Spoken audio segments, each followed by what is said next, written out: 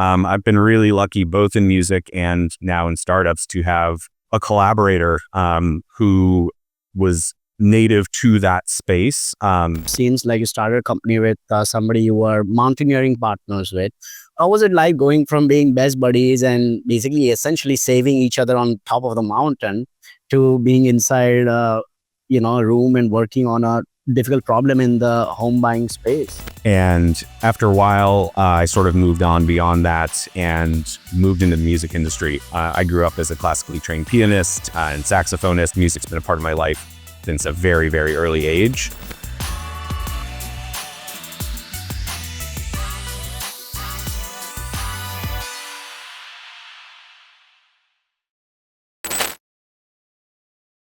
Hello, and welcome back to the Masters of Real Estate. This is Nick Shah. Today, I'm very excited about who we are going to learn from. His name is Zach Gorman. Zach, how's it going, buddy? I'm doing great, Nick. Super excited to be here. Thanks so much for having me. Likewise. So, Zach, how do you introduce yourself these days? I think best is I am the co-founder and COO of Real Reports. So it seems like you're running a company, but it just seems like this is not the first company you've run in your life, and I want to get into that. But before that, listeners really want to understand what kind of a person you are. So what spirit animal or bird best describes you? As grotesque as it may sound, I would say a cockroach. It really spent a lot of time in the startup space, and it's important to us. We never die. We're always there. We come back over and over again. So I think a cockroach is probably the best one. I love it. And if you're is that your operating principle as well? Like just find a way to keep going forward, never die? Absolutely. Being in this space requires an immense amount of tenacity and confidence and just the ability to continue to resurrect yourself and come back and keep pushing. If you had to think about your entire professional life so far and had to summarize it all in a single metric, what would that metric be? I like to say that I've received over 5 million streams on self-produced music, and I've raised over $5 million in venture capital. Wow. You're probably the first guest you have had on who's had multiple success in two completely, if I may say, unrelated industries. Not a lot of self-produced musicians get a few thousand streams alone, let alone 5 million. And then most founders, including me, don't end up raising that much in venture capital. So raising 5 million is also a very big deal. So let's go back all the way to zero. Let's go to a point where, you weren't as successful as you are today. When you look back at the past, what's been your broad trajectory so far? Yeah, it's a great question. I certainly have had a non-traditional approach to startups. Early in my career, I went to school for Arabic language, national security. So I spent some of my early career in that domain, in tools and technology for the Department of Defense and contractors. And after a while, I sort of moved on beyond that and moved into the music industry. I grew up as a classically trained pianist and saxophonist. Music's been a part of my life since a very, very early age. It was something I always had a passion for, but it always remained sort of on the side. So I really just dove headlong into that and gave myself a goal of every year, just what do I want to see out of myself? What kind of progress? I was sort of building. I like to think about, as unrelated as music is to startups per se, there's actually a lot of crossover into you having to bring an entrepreneurial spirit to everything. And upon reflection, it was really interesting because I was setting KPIs for myself without having that sort of nomenclature, but I would be like, all right, how much money am I trying to make this year? How many plays on music am I trying to get? So I really structured a lot of that career with an entrepreneurial mindset, right out of and had a lot of success in that domain, producing music, touring, producing for other musicians as well. And over time, I started to do a lot of the other business around music. And as a starving artist, it takes a lot, it takes a village to get that business off the ground. You need to have management, you need to have somebody doing ops, bookings, your creative, marketing, distribution, publishing. So as many of those domains that I could sort of capture and own on my end, I tried. And I really focused a lot on the marketing, the branding, the creative side of things, because facets of that industry that I really enjoyed. So over time, I began to do a lot of that work for other musicians and then branched out beyond that and sort of small design firm for myself where I was working with all sorts of clients in and out of them. And over time, that's where I started to build up chops around product design. I was really in what other applications for sales and marketing explore. So that led me to product design. And then my co-founder and he and I were longtime friends from college. We spent years together as mountaineering partners. He was starting a business in the prop tech space, and we started collaborating together. And that turned into Tory Homes, which led us to. Wow. Wow. You mentioned a few things that really resonated, which is every band or every musician is a startup. And most bands don't become Iron Maiden or Metallica. And most startups don't become Facebook or Airbnb. So, running and growing a music business, in some ways, it's even harder than running and growing a startup because you're trying to find your own voice, but also find something that aligns with a large part of your audience and finds a quote unquote product market fit with that. You also mentioned that, this is something you just did. You just were very ambitious and aggressive in setting goals and essentially staying on top of everything.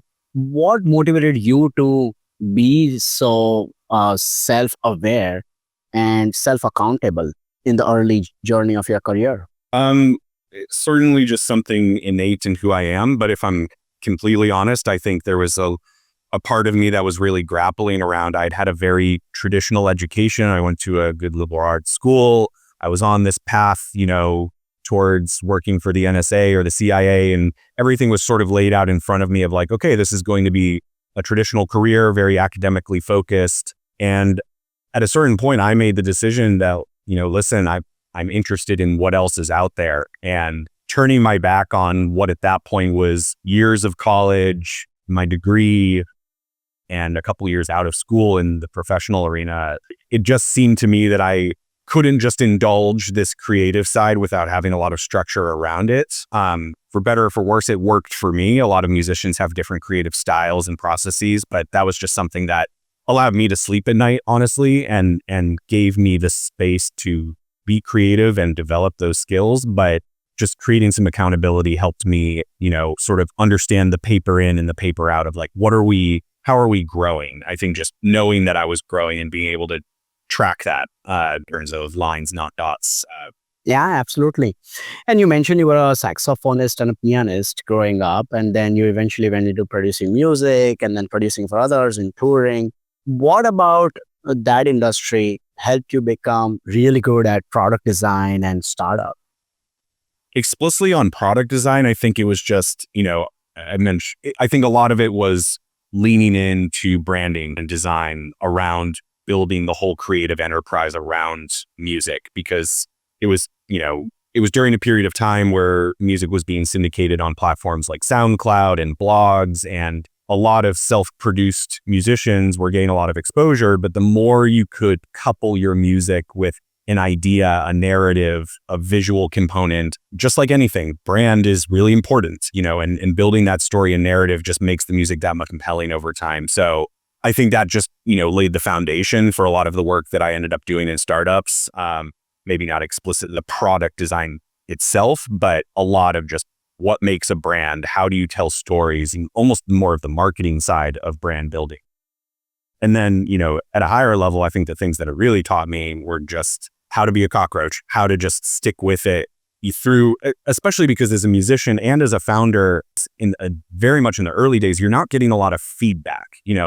It's your job as a founder to go find the feedback and find the signal, but you do create a lot in a vacuum. And again, it just having that accountability, having that awareness, having that sort of light and ambition, all of that stuff is really important. And it feels sort of head in the clouds, but like those are the things that, at least in my opinion, make good founders, because those underlying traits are going to be the thing that you're going to need for the 5, 10, 15-year journey that you're signing up for. Completely agree. And let's talk about the initial phase of your founder journey. Seems like you started a company with somebody you were mountaineering partners with. How was it like going from being best buddies and basically essentially saving each other on top of the mountain to being inside, a room and working on a difficult problem in the home buying space? It's honestly been one of the things I'm most grateful for. James and I went to college together, so we already had a really deep foundation just as friends. But then we started climbing mountains about halfway through college, and that extended, out of college as well. And you learn a lot about yourself on a mountain. Can be quite perilous. And we had incidents that were, harrowing and life-threatening. And you learn about how you communicate. You learn how you deal with pressure. You learn about conviction and ambition, all of those. It's just such a telling experience. And needless to say, as trite as it is, like, we've scaled the mountain before. And while startups are also quite harrowing, it allows us to have a lot of perspective at the same time, because things can feel like they're blowing up at work. And, it just allows us to keep a level head. And the more I've seen, the more time I've spent in early stage startup, the more you see one of the biggest inhibitors to a startup's success early on is the relationship between the co-founder. More startups than not die because of, suicide, because the founders can't get along with each other or have irreconcilable differences. I think it helped that James and I had very different domains that we were experts in.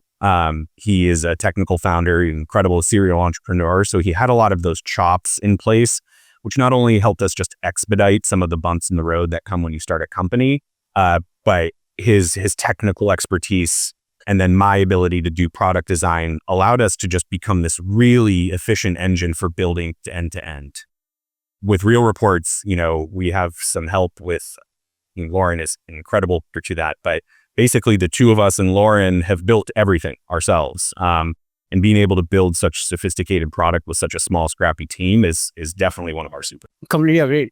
And throughout this journey, Zach, what advice did you absorb from the mentors and parental figures in your life? I think for my parents, they've been, it's less advice they've given me. It's more the room and space they've given me who I want to be. I'm so incredibly grateful for that. They've always held me to a high standard of excellence, which I think part of very foundational and where I am today. But needless to say, there was a lot of money spent on college, and the fact that I sort of said, I'll try this out, but then go a completely different direction, have some success there and say, you know what, I'm going to try something else and go in a completely different direction. They've always just allowed me to have that space grow. And I think sort of going back to what we were saying earlier around, the fact that I created this sort of diligence and self-awareness around the fact that I was doing these major pivots, that gave them, I think, some of the comfort in being able to allow me to have that space. But long story short, I think that was the most critical thing I received, because needless to say, and they would say this themselves, they are not experts and don't have a lot of feedback for the real estate space or the prop tech or the startup music space. It's just not their domain. So I think that room was critical. And then in terms of mentorship, I've been really lucky both in music and now in startups to have a collaborator who was native to that space that really taught me the ropes of a lot of things. And I was then able to come and, complement their side with a lot of my skills. But I've had these just incredible, James, my co-founder now, and then collaborator on the music side. I've just always had somebody who knows a lot, but we've worked on projects together and able to go through the ups and downs. It's just taught me so much about just company building, success, business. And Absolutely. And throughout this journey, have you ever been at a phase, Zach, where you felt like you couldn't see the light at the end of the tunnel? Oh yeah, many times. Any founder who would say otherwise is lying.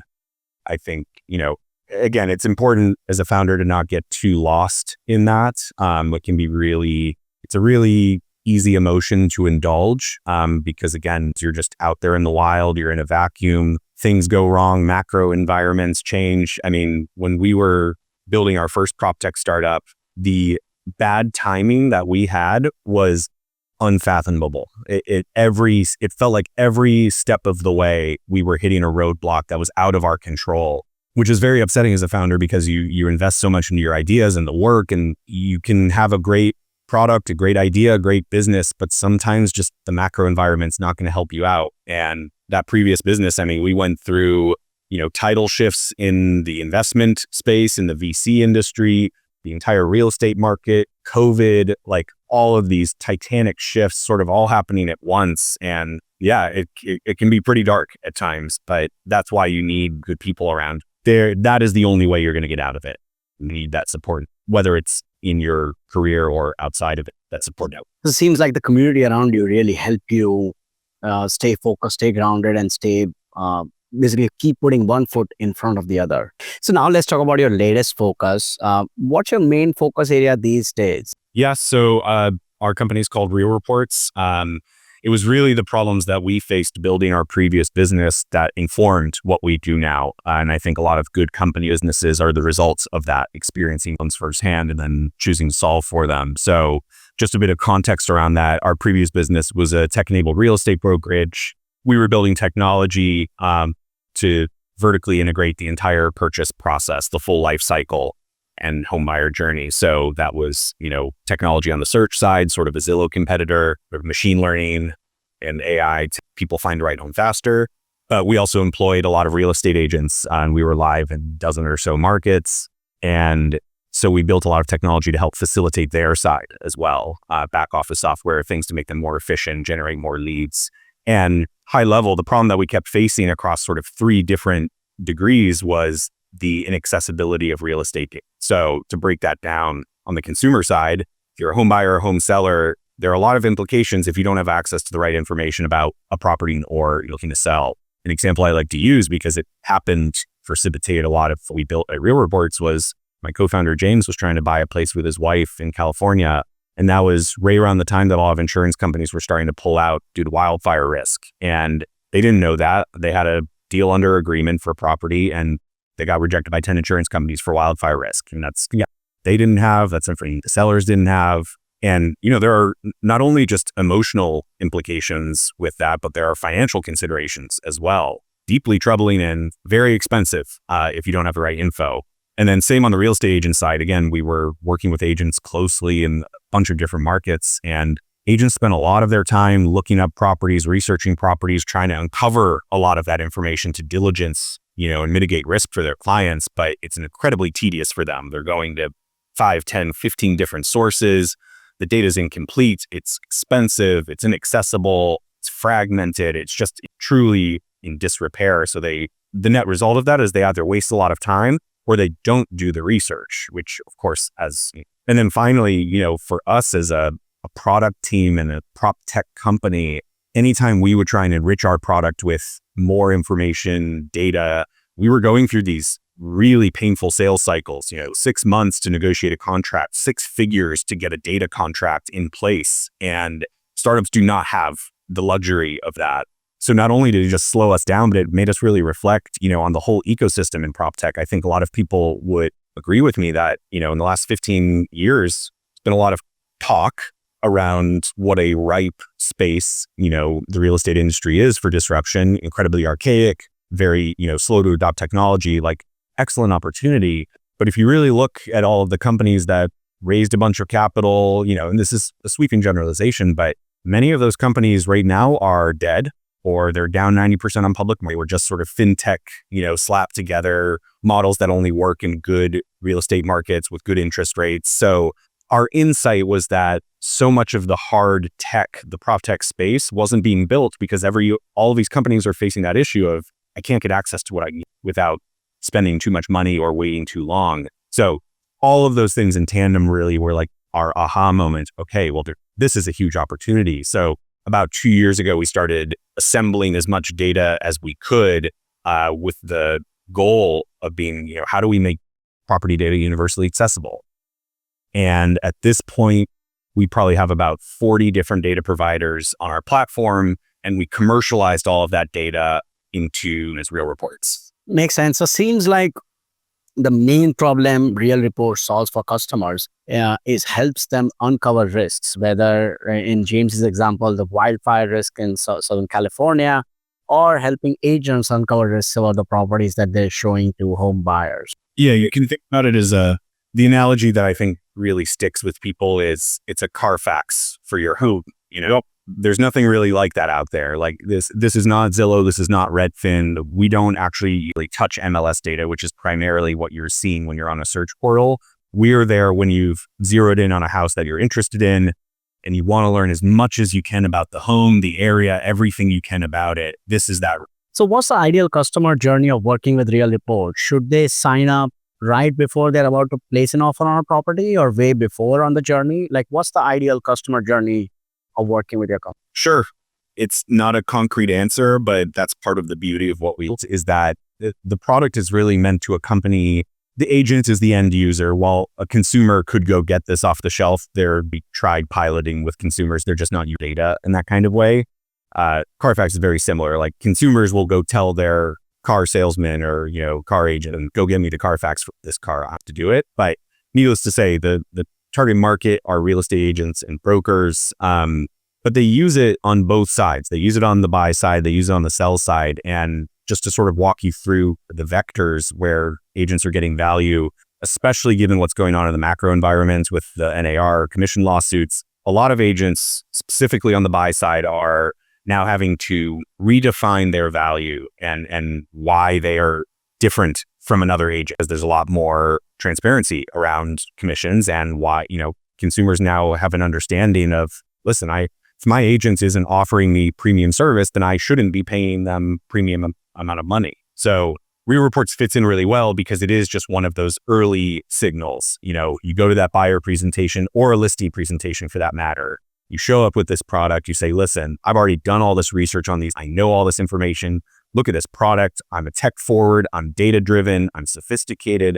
I'm using things like AI. It may sound buzzwordy, but the reality is the average real estate agent, not that. And for, shrewd, discerning consumers, that really can be a huge differentiation. We have one example of an agent at Compass who was competing with 20 other agents to win the business of a $6 million listing. And he sat down with those clients and he's like, let's take a look at this product just as one of the samples of the ways that I'm going to be able to help you. And they were like thrilled. They loved it, everything about it. They were like, oh my God, we've never seen anything like this. And that got him, there's a podcast that he did where he's like, that is literally the product that got me that listing. So there's a lot of value in just being able to, define why you're different than somebody else. Otherwise, of course, the power of this product is being able to give agents actionable insights in the information they need about a property instantaneously. So because we bring together 40 different data sources in one place, we unequivocally have the most robust data set that exists for residential real estate data. And that's not just like the breadth of the data in terms of different categories, but also this is a contrived example, but we may check 10 different data sources to validate that there are 3 bedrooms at 123 Street. So data consensus is really important. Data fidelity is important to us. But that said, data is only valuable if you know what to do with it. There are plenty of other products out there that, compile data together for agents and some that even have it in a report format. But where we really stand out is the implementation of AI, because now instead of having to go look through charts and graphs and tables and spreadsheets on your own, you just ask a question, you get an answer. It's incredibly powerful. So the Real Reports are also used for the research and diligence side. And then finally, the last piece that we see a lot of success, agents will use these, if they've got a listing, they'll use it in their marketing materials, their open house sign-in sheets, on their listing sign, QR code, URL, say like, learn everything about this house, more than you'll ever find anywhere else.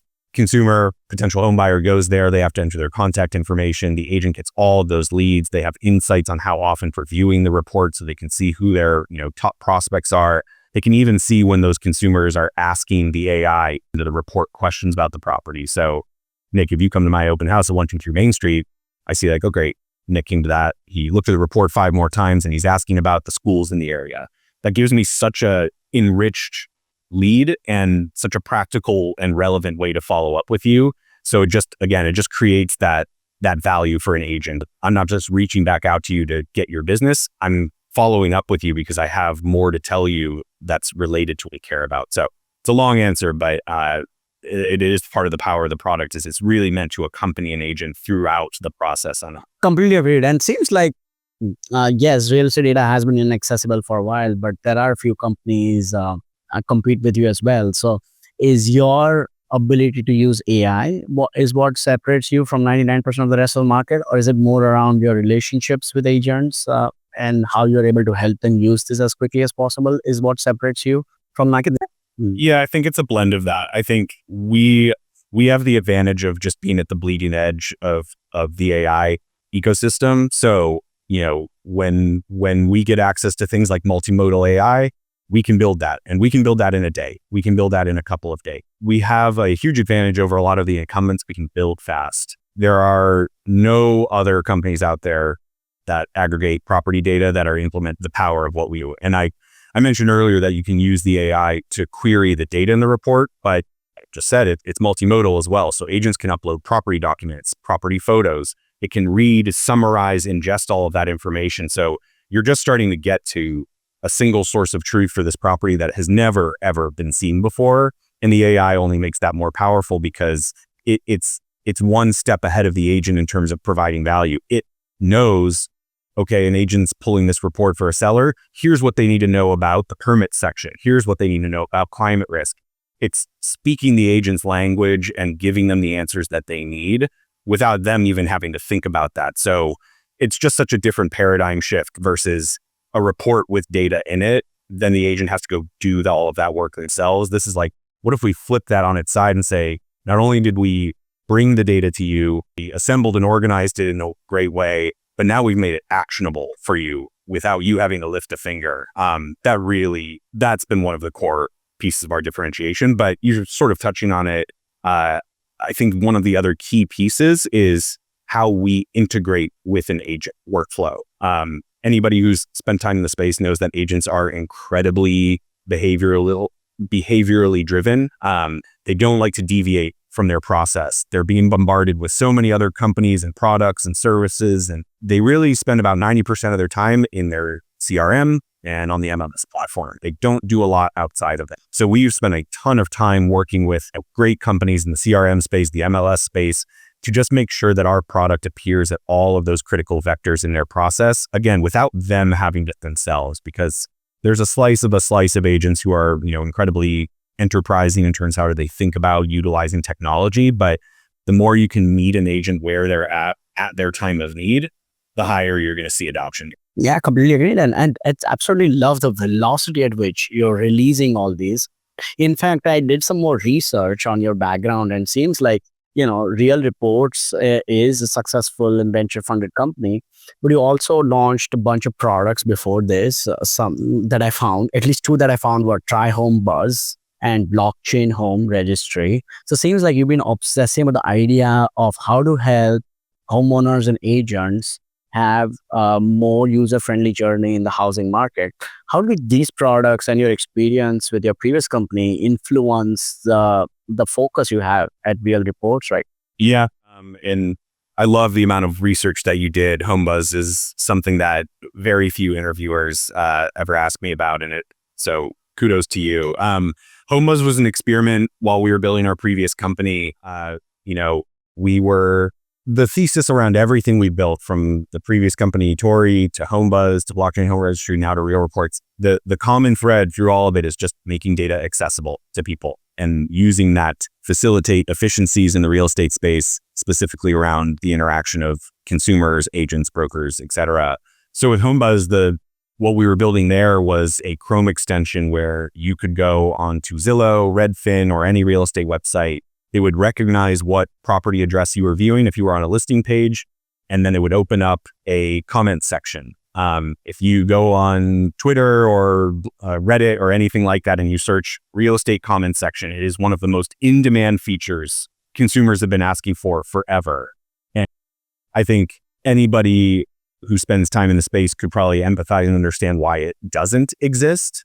You get you get a lot of toxicity, you get a lot of trolling, you get a lot of misinformation, and obviously that's going to fly. But there is a lot, there's a lot to be learned about how consumers want to communicate. People are not necessarily just interested in glossy, beautiful photos that have been staged perfectly. They want to know what it's really like to live in that home or live in that area. And unfortunately, there's a lot of, it can draw a lot of negative attention, but there's just no way, there's no transparency around that. You're really just being sort of fed what, the industry wants you to see about that property. So it was an experiment, and we learned a lot from it. I think it's something that I would love to see somebody succeed at building that product. It's really a question around monetization. How do you get somebody to pay for that product? Do you charge a the premium service? So that was HomeBuzz, and Blockchain Home Registry was actually the first iteration of what we did at Real Reports. We've always, been interested in blockchain technology, despite its sort of notorious connotations at this point, I still have a lot of faith that there's going to be excellent examples of that technology in our space, especially around things like that said, we started looking at blockchain technology probably 7 years ago and deduced that we were far too early to be doing any kind of implementation, especially on a consumer level. And then when the big crypto NFT blockchain boom happened around 2020, 2021, we were like, great, let's take a crack at this.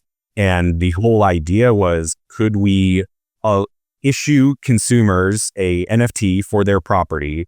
That NFT would be the key to unlock a record of their home. We would populate that record with a lot of data sources that we were starting to compile, the foundations of building real reports. But then we could create an incentive network where consumers could unlock more data and information about their most expensive asset, which there's not a lot of transparency around a lot of that data, by entering their own data. So, going around their house, updating things about appliances and servicing and, all of that proprietary data that does not exist on scale anywhere. I love the idea. We had a lot of support from the broader blockchain community, but the reality of what we discovered is that, and I think a lot of products in our space around home ownership and maintenance have discovered a very similar thing, that it's very hard to get consumers and to spend the time and update things. It's just, I think it's a very contradictory behavior, because if you own your home, even if you rent your home, with just a little bit of diligence and admin, you would avoid so many more pitfalls and incidents when, you need to replace that water heater, or, something breaks, weatherproofing your property. Like there's so much about facilitating the smooth livability of your home or that real estate asset that could be managed by, diligent work, but people are busy. They don't want to spend time on those platforms. They won't do it. And we were trying to incentivize people with data and even money to see if we could just coax them into that, but it just didn't take. So we pivoted out of that. We were starting to get a lot of signal from real estate agents that the data itself around the asset, irrespective of the consumer data in them. So pivoted out of that space, and not a moment too soon, because that's when all of the FTX stuff started happening. They were like, we got to get out here now. VCs weren't taking our calls because the company's name had blockchain in it. We were like, all right, it's time to move on from this.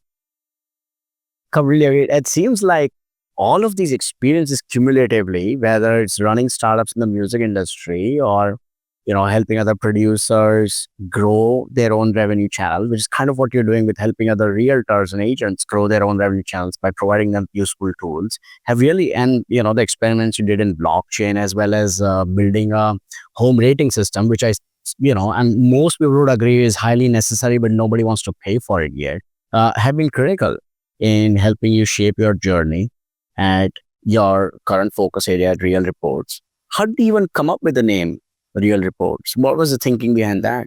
I can't honestly even remember at this point. My co-founder James, the one who thought of the name, I think we were in the process of trying to step away from the blockchain home registry name, and so we started productizing the data in a different way, and we wanted something that didn't have the word blockchain in it, but also was somewhat indicative of what the product was. I think we learned with our previous business, Tori, a snappy short name is great, but especially in our space, you need your company and your product need to very clearly define what your product does and or the value it provides. And so I think we like the alliteration. I think the idea of real as in real estate, but also like real as in veracity. This is the real reports on this property. It all just gelled really well. James came up with it. That's all I remember. Yeah, I like the alliteration too. It sounds a little bit like Real Page, which is also a well-recognized name in the industry. And the report side of Real Report sounds pretty fascinating. So what's your number one aspiration for Real Reports over the next 12 months? Profitability. That's it. Profitability opens up everything, and we are very much tracking towards that. We only began our go-to-market probably just over a year and a half ago, so we've been moving really fast. Directionally, we're headed there, but just having gone through fundraising rounds and seeing the entire venture landscape collapse on itself and just go through the process of raising capital, which is incredibly difficult and taxing. Once you get to profitability, that's it. you can steer the company in any direction you want. We want that flexibility. So that's where our heads are. And what's your biggest bottleneck to profitability? I think for us, sales cycles in our space are long. MLSs are, incredible partners, incredible distribution channels, and every MLS director would tell you this, they are burdened by a lot of bureaucracy. They often have large boards or multiple boards, tech committees. You have to go through multiple rounds of interviewing basically to get your product or service to vote. In the vote, there could be 10, there could be 20, there could be even 50 stakeholders. And if only one decides that they're not interested in your product, MLS boards also change every year and new people are elected. So if you lose your champion, a year's worth of sales cycle can sort of disappear underneath your feet. So it's a difficult sales cycle, but that said, they're very sticky once you get in. And especially for us, we do such deep integrations. We get so deeply involved in the ecosystem for MLSs and brokerages alike. Once you're in, you're in. And as long as you continue to deliver, it's really hard to pull you out. And that's not a reason to get lazy as a company at all, because push comes to shove, they will. You have to be patient. The sales cycles are long. And it was really interesting because we had a lot of clients sign on who were sort of reading the tea leaves in advance of the Sitzer-Burnett's and commission lawsuits. And they're like, listen, don't know what's going to happen here. Things are going to get shaken up. We want to bring your product on so that we can get an early step forward in terms of like, why are we better than, the other firm out there? Ton of it coming from that. But then in the last 3 months, that's the only thing that's been on the minds of executives across those organizations. So things have just slowed down. It's made that sales cycle even slower. But now that we're past August 7th, seen a lot of chatter and come back. So very optimistic, very much on our way. But that would be the biggest bottleneck is the sales cycle. So if a decision maker at a large brokerage or an MLS is listening to you right now, how should they reach out to you and your team? Email is great. Zach, Z-A-C-H @realreports.ai. That's the easiest way. I like to people face to face. So always happy to have a chat. It sounds amazing, Zach. And now let's think about the future. Like as you spent so much time with technology and the home buying industry, what's your vision for the future of the real estate industry? Yeah, it's a good question. I will try not to be too pessimistic about it because I'm actually not that pessimistic. I think it's important for people to be realists in this environment. I think it's really easy, especially with real estate agents, that sort of community to say, all right, everything's going to pick up 6 months from now. It's happening. It's coming. I think the conditions that we're experiencing right now are not going away for another 2 to 5 years. And if I'm wrong, great. I hope so. I would love for things to bounce back, but we're facing a incredibly difficult deficit of supply for homes. We've got a lot of people sitting on interest rates from the COVID era who feel locked in place and can't move because they don't want to forfeit that. So again, you're just diminishing supply from builders, diminishing supply from people actually just selling their properties.